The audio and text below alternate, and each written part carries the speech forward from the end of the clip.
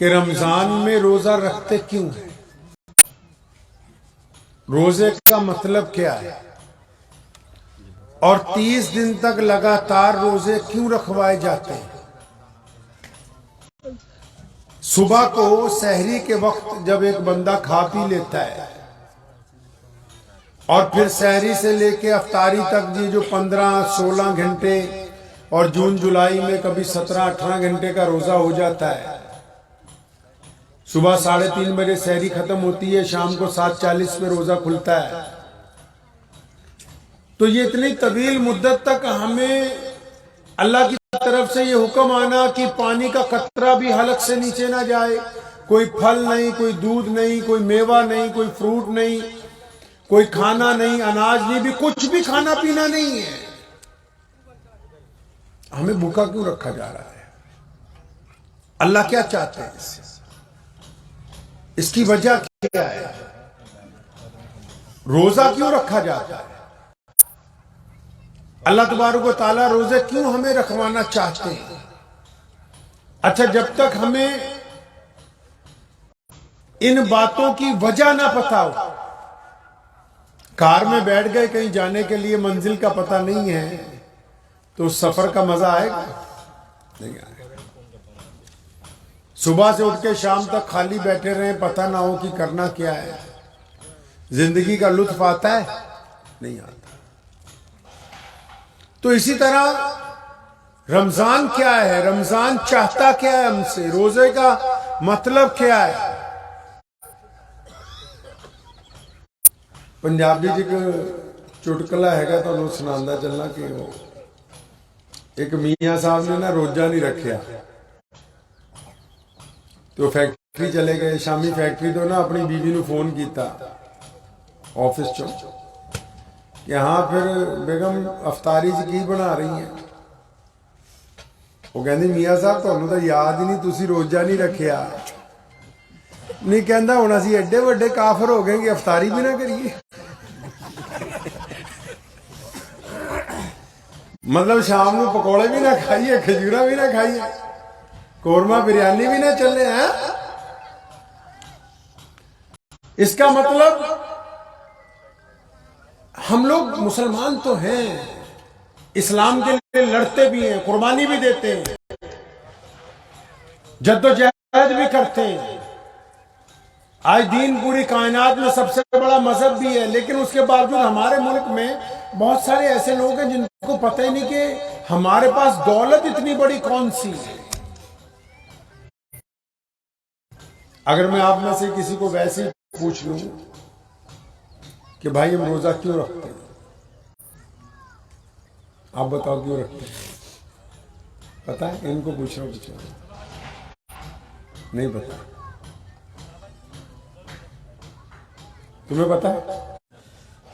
اب آپ اس سے اندازہ لگائیں یہ کیوں نہیں پتہ؟ کیونکہ یہ جو ائمہ حضرات ہیں نا، ہم ان کی خدمت نہیں کرتے، جا کے پوچھتے نہیں ہیں، پوچھتے نہیں ہیں جا کے کہ حضرت یہ جو رمضان آ رہا ہے اس کا مطلب کیا ہے۔ اسلام فتووں کا مذہب نہیں ہے، اسلام کسی ایک دوسرے کے پیچھے کسی ایک دوسرے کی برائی کرنے کی تعلیم نہیں دیتا۔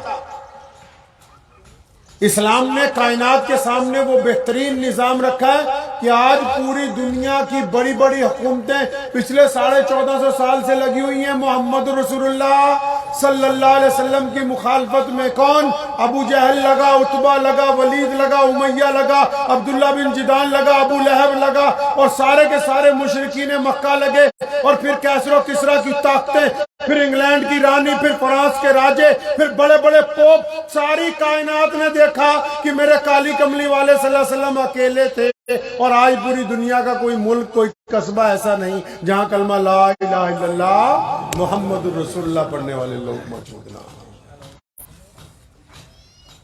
تو اس لیے جو ہم لوگ ہیں ہمیں بھی پتہ ہونا چاہیے یہ دین ہم سے کہتا کیا ہے، چاہتا کیا ہے۔ روزے کے لیے قرآن پاک میں ذکر آیا، قرآن شریف ہماری کتاب ہے نا جی، ہے جی۔ تو مجھے تو کئی لوگ مسجد میں آتے ہیں کہ حضرت چلو دعا کرا دو، ختم کرا دیں، وہ دعا تو کرا دیے، ہوں جہاں بڑھا مریا ہوئے وہ اپنے پیو لی دعا نہیں کرتا، ساڈے کو کرائی جاندے۔ قرآن پاک میں اللہ تعالیٰ نے فرمایا کہ روزے آپ پر فرض کر دیے گئے، فرمایا جس طرح پہلی امتوں پر بھی کیے۔ یہ پہلی امتوں کا ذکر اس لیے کیا تاکہ آپ کو ایسا نہ لگے کہ ہمارے پہ یہ بوجھ ڈالا گیا۔ فرمایا روزے فرض کر دیے جس طرح پہلی امتوں پر بھی کیے گئے۔ آگے پھر وجہ بیان کی، فرمایا اس لیے تاکہ تم متقی بن جاؤ۔ سمجھا ہے روزے کا مطلب؟ فرمایا روزے اس لیے فرض کیے تاکہ تم متقی بن جاؤ۔ متقی کو دیسی زبان کی کہنے سی پنجابی چ، تاکہ تسی چنگے بندے بن جاؤ، اس لیے ہی روزے فرض کیتے۔ اچھا جی پھر بھوکا کیوں رکھوایا؟ ابھی اگر میں اس نوجوان کو وردی پہنا دی جائے، سرکار کہے کہ تمہیں سپاہی لگا دیا، ایس پی لگا دیا، تو اگر یہ کپڑے اتار کے پولیس کے کپڑے کوئی پہن لے، عہدہ مل جائے، اس کو چٹھی مل جائے کہ تم افسر ہو، تو اس کی چال میں اور عام کپڑوں کی چال میں فرق آ جائے گا کہ نہیں آئے گا؟ فرق آئے گا کہ نہیں آئے گا؟ یہ روزہ انقلابی عبادت ہے، یہ انسان کے جسم میں انقلاب برپا کرتی ہے۔ جب ہم صبح کو روزہ رکھتے ہیں اور یہ پتہ ہے کہ شام سورج ڈوبنے تک کچھ کھانا نہیں، کچھ پینا نہیں، کچھ نہیں میں اپنے حلق سے اتار سکتا، تو جب لاکھوں لوگ سڑک پہ چلتے ہیں اور ان کے بیچ میں جو روزے دار چلتا ہے نا، اس کی چال بدلی ہوئی ہوتی ہے، اسے پتہ ہوتا ہے کہ میرا روزہ ہے۔ روزہ بندے کی چال بدل دیتا ہے۔ اچھا چل تو سارے ہی ویسے رہے ہیں، پھر چال میں بدلاؤ کیا ہے؟ چال میں بدلاؤ یہ ہے کہ میرے پیارے نبی حضرت محمد کو صلی اللہ زور سے صلی اللہ علیہ وسلم نے فرمایا روزہ مومن کے لیے ڈھال ہے جب تک وہ اس کو پھاڑ نہیں دیتا۔ اچھا تو پھر اس کے چلنے میں اور دوسروں کے چلنے میں کیا فرق ہے؟ جب اگر کوئی دوسرا چلتا ہے، وہ کسی کی بیٹی کو دیکھتا ہے تو اس کو دیکھتا ہی جاتا ہے، اس سے گندگی کا ارادہ کرتا ہے، اس کے لطف اٹھاتا ہے اس کے حسن سے۔ روزہ دار جب کسی کی بیٹی کو دیکھتا ہے تو آنکھیں جھکا لیتا ہے، استغفار پڑھتا ہے، کیونکہ صرف پیٹ کا روزہ نہیں ہے، اس کی آنکھوں کا بھی روزہ رکھا ہوا، تاکہ حکم ہوا ہے کہ روزہ رکھنے کے بعد یہ اپنی آنکھوں سے زنا نہیں کر سکتا، آنکھوں سے کسی کا بلاತ್ಕಾರ نہیں کر سکتا، یہ آنکھوں سے کسی بیٹی کی طرف گندی نگاہ نہیں ڈال سکتا، یہ آنکھوں سے موبائل پر کوئی گندی فلم نہیں دے سکتا، یہ آنکھوں سے غلط کام نہیں کر سکتا، اس کی آنکھوں کا روزہ ہے۔ اچھا پھر جب یہ ہاتھ اٹھاتا ہے اپنے، ان ہاتھوں سے رشوت نہیں لے سکتا، ان ہاتھوں سے غلط تول نہیں سکتا، ان ہاتھوں سے کسی کو مار نہیں سکتا، کیونکہ اگر غلط کام کے لیے ہاتھ اٹھاتا ہے تو یہ خالی پیٹ، یہ دل اور جگر اس کو بتاتے ہیں کہ میاں تیرا تو روزہ ہے، روزے دار کے ہاتھ سے گناہ نہیں ہو سکتا ہے۔ روزے دار جب چلتا ہے تو پھر وہ غلط گھر کی طرف نہیں چلتا، غلط دکان کی طرف نہیں چلتا، غلط جگہ کی طرف نہیں چلتا، غلط اڈے کی طرف نہیں جاتا۔ کیوں؟ اس کے پیر بار بار اس کو کہتے ہیں عبد الرحمن اور تیرا تو روزہ ہے، محمد رسول اللہ سے تو نے وعدہ کیا ہے، اللہ کے نبی صلی اللہ علیہ وسلم سے وعدہ کیا ہے تو نے کہ میں جب روزہ رکھوں گا میں روزے کی حفاظت کروں گا۔ یہ بھوکا تو صرف اس لیے رکھا کہ صبح سے شام تک جسم میں انقلاب برپا رہے، بار بار خیال آتا رہے کہ تیرا روزہ ہے، تیری آنکھوں کا روزہ، تیری کانوں کا روزہ، تو کسی کی غیبت نہیں سنے گا، تیری زبان کا روزہ کہ کسی کو گالی نہیں دے گا، تیرے ہاتھوں کا روزہ کہ اس سے غلط نہیں کسی کو مارے گا، تیرے پیروں کا روزہ۔ اگر یہ سارا جسم روزہ نہیں رکھتا تو محمد صلی اللہ علیہ وسلم نے فرمایا، کہو صلی اللہ، پیارے صلی اللہ علیہ وسلم کا جب نام آئے تو درود پڑھنا فرض ہے، درود پڑھنا فرض ہے۔ جب نبی علیہ السلام کا نام اگر ایک مجلس میں 1 کروڑ مرتبہ بھی آ جائے تب بھی ہر ایک مرتبہ پیارے نبی صلی اللہ علیہ وسلم پر درود پڑھنا فرض ہے۔ جب یہ روزہ رکھتا ہے نا، روزہ رکھ کے جب اکیلا بیٹھتا ہے اکیلا بیٹھ کے جب اس کے دل میں خیال آتے ہیں، خیال کیسے آتے ہیں؟ کسی سے ٹھگی کا ارادہ کرتا ہے، کسی سے بے ایمانی کا ارادہ کرتا ہے، اپنے بھائی کی غیبت کا ارادہ کرتا ہے، کسی کی بیٹی پر گندی نگاہ کا ارادہ کرتا ہے۔ اگر خیالات گندے ہو گئے تو تب بھی روزہ جاتا رہا، کیونکہ یہ رسول اللہ نے عطا فرمایا ہے۔ اور جب روزہ رکھ لیا، اب اس پہ فرض ہو گیا کہ مومن اپنے دل کو ناپاک نہیں ہونے دیتا، مومن اپنی سوچ کو ناپاک نہیں ہونے دیتا، مومن اپنی زبان کو ناپاک نہیں ہونے دیتا۔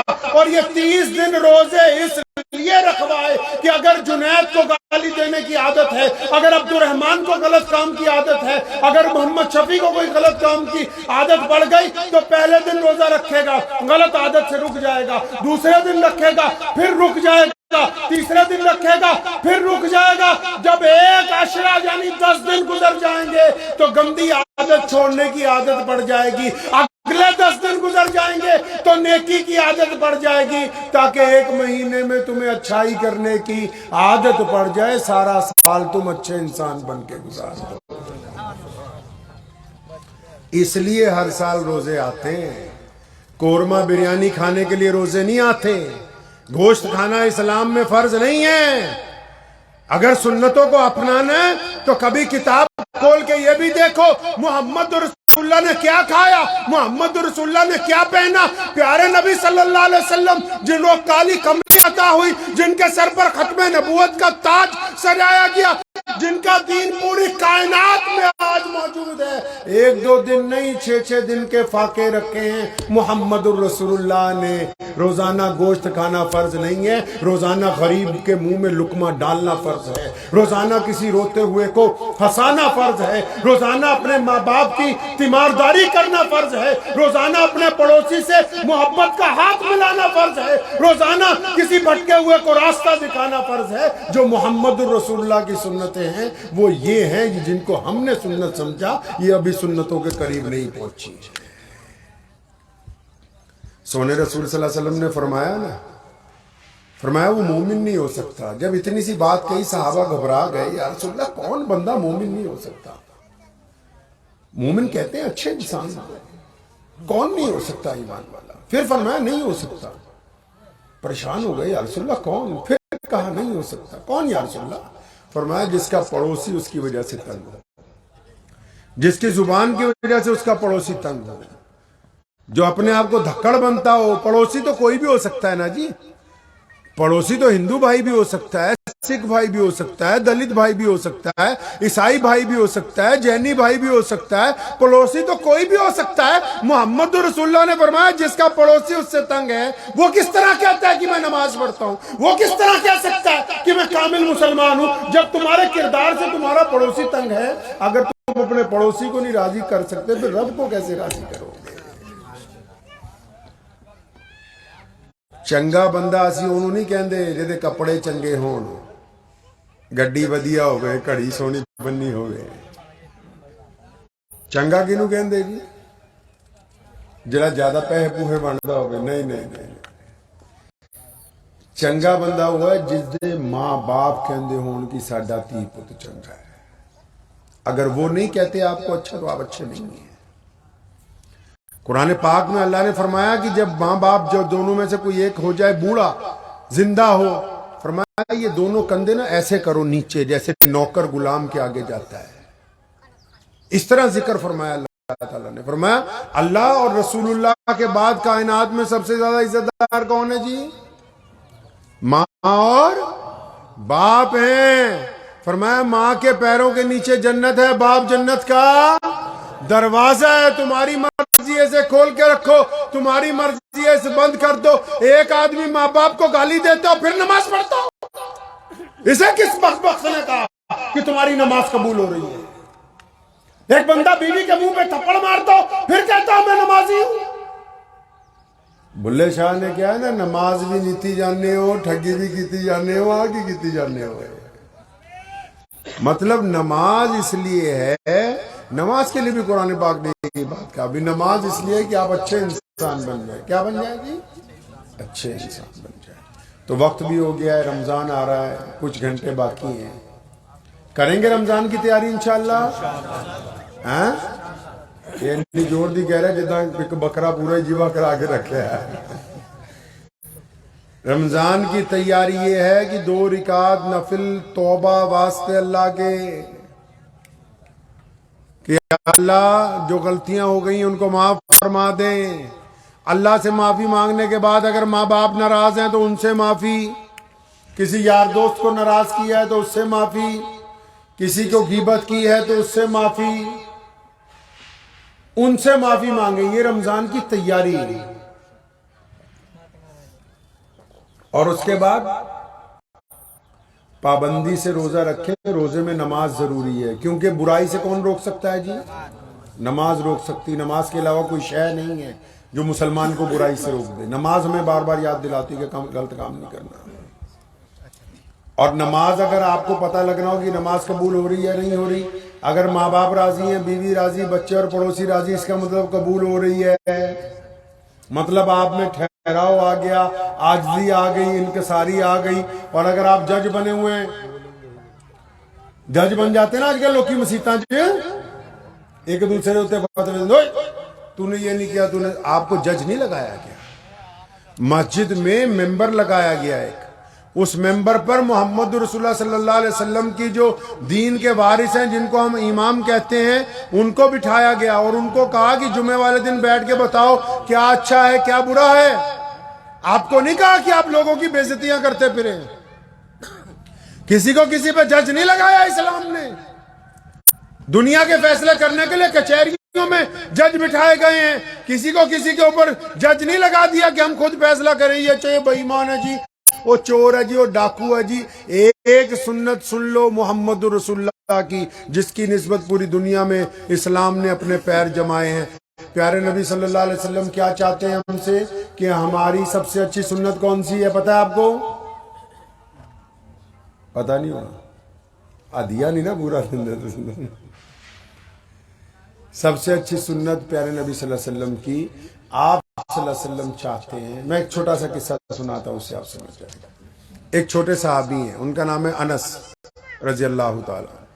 فرماتے ہیں کہ میں نے سوچا نبی علیہ السلام سے مار کھاؤں، خدمت کرتے ہیں، اتنا پیار کرتے ہیں، کبھی کچھ کہا ہی نہیں۔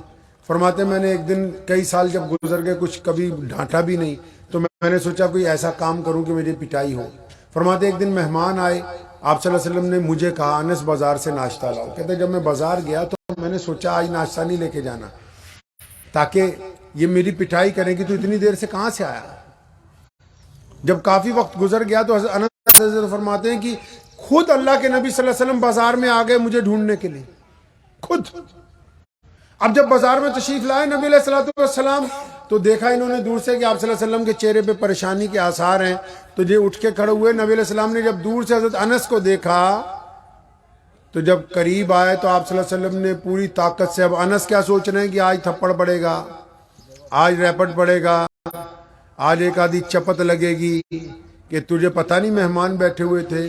تو پیارے نبی صلی اللہ علیہ وسلم جب قریب آئے تو آپ صلی اللہ علیہ وسلم نے پوری طاقت کے ساتھ سیدنا انس رضی اللہ تعالیٰ عنہ کو اپنی چھاتی سے لگایا، سر پہ ہاتھ پھیرا، آنکھوں میں آنسو آئے، فرمایا میرے بیٹے انس، میں تو سمجھا تو کہیں گر گیا میرا بچہ، میرے بچے کو چوٹ نہ آ گئی ہو، کسی نے مار نہ دیا ہو۔ حضرت انس فرماتے ہیں میں اتنا رویا، میں نے کہا یہ اتنے کریم رسول ہیں کہ برائی میں سے بھی اچھائی کو نکال کے باہر رکھ دیتے ہیں۔ تو نبی علیہ السلام کیا چاہتے ہیں کہ ہم پازیٹیو سوچیں۔ کیا سوچیں جی؟ پازیٹیو سوچیں، مثبت سوچیں، اچھا سوچیں۔ اپنے پاس سے نہ اندازہ لگاؤ کہ بیوی کی یہ سوچتی ہوگی، اپنے پاس سے اندازہ نہ لگاؤ کہ میرے بھائی نے میرے خلاف یہ بات کہہ دی ہوگی، اپنے پاس سے اندازہ نہ لگاؤ کہ میرے کاروبار کے شریک نے اس طرح بے ایمانی کر لی ہوگی۔ جتنا غلط سوچو گے، اللہ نے پھر اعلان کر دیا کہ میں اپنے بندے کے گمان کے ساتھ ہوں۔ فرمایا میرا بندہ اندر سے جو چاہتا ہے نا، میں نے فرشتوں کو کہہ رکھا ہے جیسے چاہتا ہے ویسے کر دو۔ اگر ایک ریڑھی لگانے والا آج ارادہ کرتا ہے، اللہ پہ یقین رکھ کے کہ میں نے ایک امپائر کھڑا کرنا ہے، ایک کمپنی بنانی ہے، تو 10 سال میں بنائے گا، کیونکہ اس کا ارادہ پاک ہے اور پھر اللہ پاک ارادوں کے ساتھ ہے۔ اگر اس نے یہ سوچ ہی رکھا ہے وہ نہیں جی اسی طرح تھلے ہی رہنا ہے، اسی غریب ہی رہنا ہے، اسی بیمار ہی رہنا ہے، اسی پسے ہی رہنا ہے، تو پھر یہ ویسا ہی رہے گا جیسا اس نے اللہ سے امید لگا رکھی ہے۔ غریب گھر میں پیدا ہونا گناہ نہیں ہے، کسی غلط جگہ کوئی ایسا پریوار ہو جس کے ہسٹری خراب ہو کی یہ صحیح نہیں ہے، ایسی جگہ پیدا ہونا جہاں غربت ہو یہ گناہ نہیں ہے، غریب مرنا گناہ ہے کہ تم نے ساری زندگی ہاتھ پر ہاتھ رکھ کے گزار دی، اگر تم نے کچھ نہیں کیا تو اس میں تمہارا قصور ہے، خدا کا نہیں۔ اپنے ارادوں کو اچھا کریں گے انشاءاللہ۔ نبی علیہ السلام چاہتے ہیں ہم اچھا سوچیں، کیسے سوچیں جی؟ اچھا سوچیں۔ ایک چھوٹا سا قصہ سنا دیتا ہوں، اچھا کس طرح سوچتے ہیں۔ ایک بادشاہ تھا، اس کا نام تھا سلطان جلال الدین خوارزم شاہ۔ اب وہ منگولوں کا نام سنا آپ نے؟ ارطغرل دیکھتے ہیں؟ منگول جو تھے نا، بہت بڑی قوم تھی، پوری دنیا فتح کی انہوں نے۔ تو منگولوں نے جلال الدین خوارزم شاہ کو 1000 سپاہیوں کے ساتھ کسی پہاڑی پہ شکار کرنے گیا تھا، وہاں انہوں نے گھیر لیا اس کو، 1 لاکھ فوجیوں نے گھیرا۔ ہلاکو خان جو منگولوں کا بادشاہ تھا خود اس گھیرا بندی میں شریک تھا، اس کو پکڑنے کے لیے شہزادے کو۔ اب وہ جب گھیر لیا تو شہزادے کے ساتھ جو اس کا ملٹری کا جنرل تھا، وہ پہاڑی بہت بڑی ہوتی، رستے ڈھونڈتا رہا کدھر سے ہم چھپ کے بادشاہ کو نکال لیں اپنے شہزادے کو۔ جب رستے ڈھونڈ کے شہزادے کے پاس آیا نا، آگے سلام کیا، کہنا جناب، پہلے تو اس نے پوچھا اپنے سلطان سے بھی کیا حکم ہے۔ سلطان پہاڑ کی چوٹی پہ کھڑا دشمنوں کو دیکھ رہا تھا کہ جناب کیا حکم ہے، کیا سوچا آپ نے بھی کیا کرنا ہے؟ بھئی یہ کچھ کہے گا کہ نکلنا ہے اس پہاڑی سے جان بچا کے، 1 لاکھ دشمن کم نہیں ہوتا۔ یہ بات لکھی مورخین نے تاریخ ابن خلدون میں۔ دریائے خرم کے پاس جو پہاڑیاں ہیں، آگے قرہ کرم افغانستان سے بھی آگے کا قصہ ہے۔ تو سلطان جلال الدین خوارزم شاہ نے ایسی بات کہی اپنے جنرل کو، وہ حیران رہ گیا، کہتا میں 2 گھنٹے دا اتنے کھڑا، یہ سامنے 1 لاکھ فوجوں نے ہمیں گھیر رکھا ہے، میں 2 گھنٹے سے بس یہی سوچ رہا ہوں کہ جلال الدین جیت تو نے جانا ہے، یہ دشمنوں کا اتنا بڑا قبرستان کہاں بناؤں گا میں؟ اور اس جنگ میں زندہ نکلا، 1 لاکھ لوگوں کے بیچ میں لڑتا ہوا، اور جس پہاڑی سے گھوڑے سمیت اس نے دریا میں چھلانگ لگائی تھی، اور پھر چھلانگ لگانے کے بعد بھی چلتا ہوا جب دوسرے کنارے پہ پہنچا تو اس چوٹی پر کھڑے ہوئے ہلاکو خان نے کہا تھا کہ اگر جلال الدین میرا بیٹا ہوتا تو میں اپنی سلطنت کا پرچم وہاں لے کے جاتا جہاں شام کو سورج ڈوبتا ہے۔ بیمار ہو جائیں تو ایسے سوچتے ہیں کہ اچھا ہونا ہے، کسی کو کوئی کینسر بھی ہو جائے نا، اس کو جا کے بتاتے ہیں کہ یہ خدا کے حکم سے ٹھیک ہو سکتا ہے۔ کسی کا کاروبار ختم ہو رہا ہو تو اس کو بتاتے ہیں کہ اس میں ترقی آ سکتی ہے۔ کسی کا گھر ٹوٹ رہا ہو اس کو بتاتے ہیں کہ یہ جڑ سکتا ہے۔ کسی کے اندر نفرت پھیل رہی ہے اس کو بتاتے ہیں کہ یہاں محبت آ سکتی ہے۔ جو لوگ اچھا سوچتے ہیں، اچھا کرتے ہیں، اللہ نے ان کے لیے ترقی رکھی ہے، عزتیں رکھی ہے۔ اور جو مثبت نہیں سوچتے، جو ہمیشہ یہی سوچتے کہ نہیں یہ نہیں ہونا، وہ نہیں ہونا، پھر انہوں نے نیچے ہی جانا ہے، ان کو اوپر کوئی اٹھا نہیں۔